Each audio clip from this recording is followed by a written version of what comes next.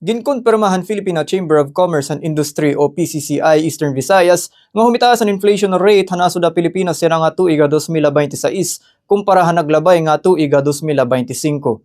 Ginmalatumat ni Eugene Tan, a Regional Governor ng PCCI Eastern Visayas nga kanit iniha ka mahinay ang negosyo, particular construction nga naapektuhan ng kontrobersiyan flood control kundi inda mga kontratista ang nanawagan nga diri na babayaran.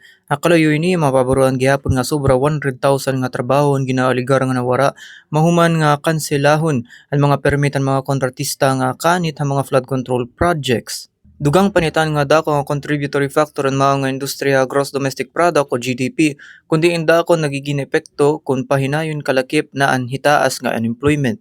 Halay naman nga bahi na apektado ang mga isyuhan na political stability ang kumpiyansa han mga investors pati na ang foreign direct investments o FDI.